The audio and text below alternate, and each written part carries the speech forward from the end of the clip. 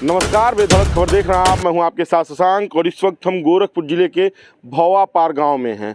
यहां पर प्रसिद्ध भोलेनाथ के मंदिर की पूरे क्षेत्र में और पूरे कह लीजिए देश प्रदेश में चर्चा रहती है। सावन के महीने में यहाँ खूब भीड़ होती है, लेकिन इस चुनावी मौसम में हम यहाँ पर क्यों आए हैं वो हम आपको बता दें। क्योंकि लोकसभा का चुनाव अब शुरू हो चुका है, नामांकन हो रहे हैं, कहीं चुनाव हो चुके हैं और कहीं होने वाले हैं और 4 जून को निर्णय भी आ जाएगा। तो गोरखपुर के लोगों का क्या मिजाज है, ये गांव गोरखपुर लोकसभा सीट के अंतर्गत आता है और किन मुद्दों पर गोरखपुर वोट करेगा, ये जानने के लिए हम यहाँ पर हैं और लोगों से चर्चा करेंगे। नमस्कार, क्या नाम है आपका? राजन मिश्रा। चुनाव का बिगुल बज चुका है, 2 चरणों के मतदान भी हो चुके हैं।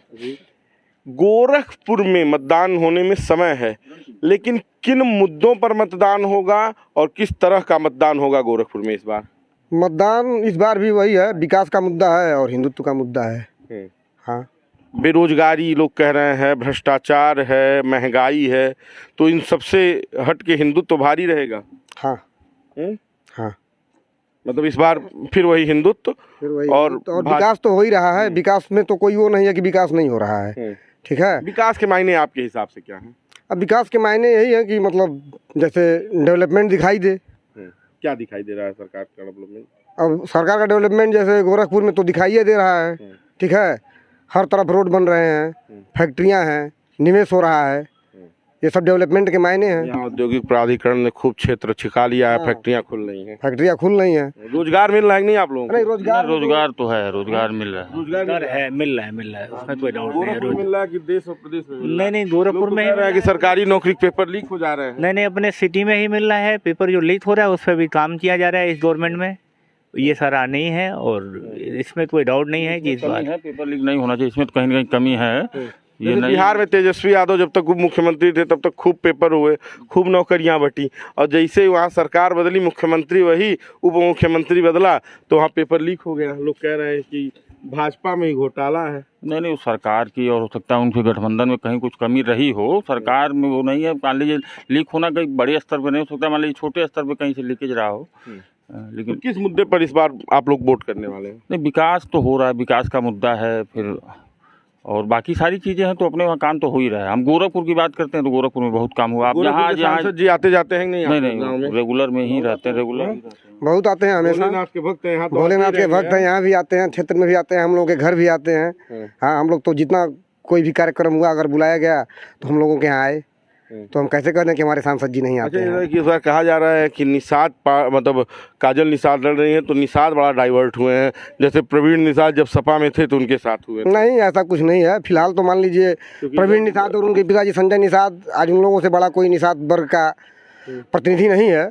ठीक है, और वो लोग भाजपा के साथ हैं, तो स्वाभाविक है कि मतलब निषाद वर्ग का 90% वोट तो भाजपा को ही मिलेगा।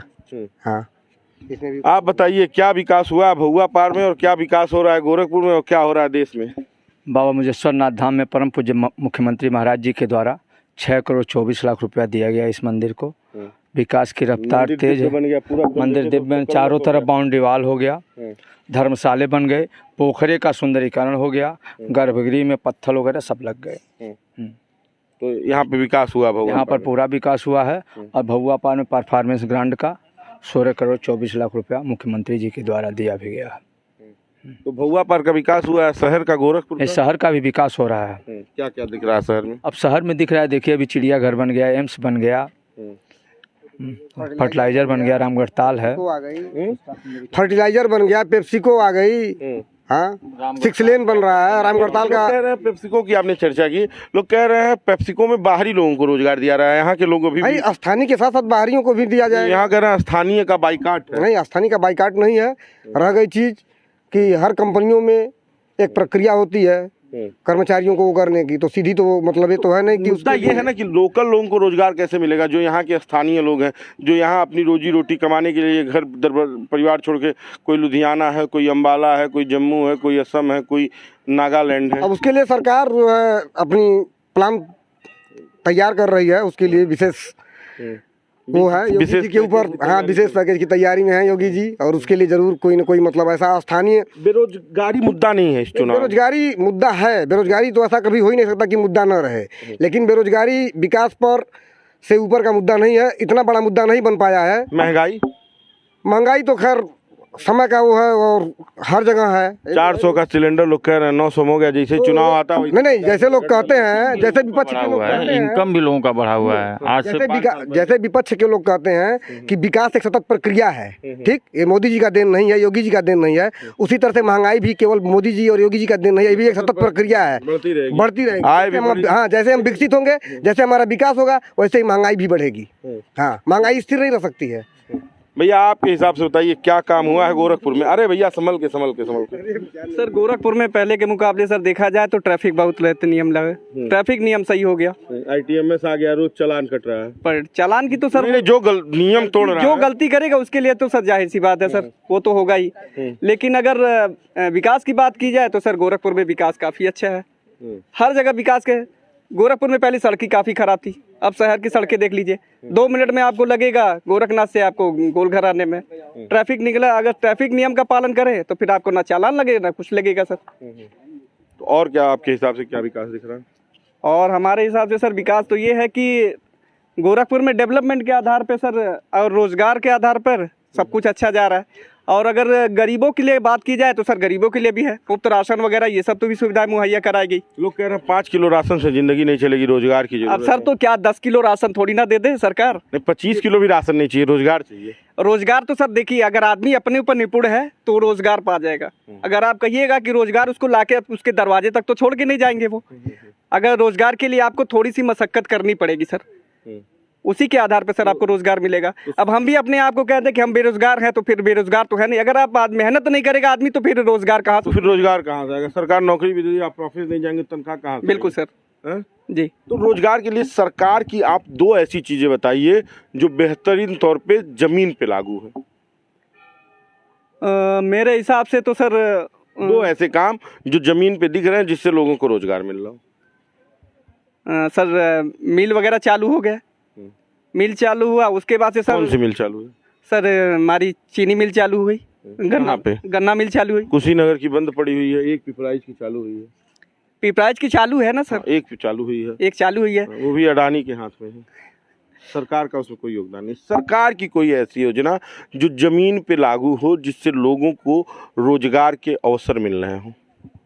2 योजनाएं। चलिए, कठिन सवाल है, सरकार भी नहीं बता पाएगी। अच्छा ये बताइए, कोई ऐसा व्यक्ति जो फर्स्ट टाइम वोटर हो, कोई ऐसा युवा, बच्चे दिख रहे हैं, इसमें से कोई पहली बार वोट डालेगा? वोटर लिस्ट में नाम नहीं आया? हाँ, आप लोग डाल चुके हैं। अच्छा, इस बार आप किस मुद्दे पर वोट डालेंगे? क्या मुद्दा होगा? अरे सर उधर दिखा दीजिए सर। अच्छा, आपको नहीं बताना है किस मुद्दे वोट डालना कि नहीं डालना? डालना है। ये नहीं बताएंगे कि क्या मुद्दा होगा? अभी तो सर अभी करीब आएगा तो फिर देखा जाएगा। अच्छा, अभी कोई तय नहीं है। क्या करते हैं आप? अभी तो पढ़ाई करके छोड़े हैं सर। पढ़ाई करके छोड़े, कोई काम हम अभी नहीं करते? अभी नहीं। अच्छा, तो चलिए, ये हम भहुआ पार में हैं और भहुआ पार के युवा हैं, तमाम लोग हैं जिन्होंने तमाम मुद्दों पर बात की। लोग कह रहे हैं इस बार भी विकास और हिंदुत्व पर वोट पड़ेगा, बेरोजगारी और महंगाई कोई बड़ा मुद्दा नहीं है विकास और हिंदुत्व के आगे। बाकी का देखना होगा कि चुनाव का ऊँट किस करवट बैठता है। आप बेधड़क खबर देखते रहिए, वीडियो को शेयर कीजिए, आपकी क्या राय है हमें कमेंट बॉक्स में बताइए। धन्यवाद।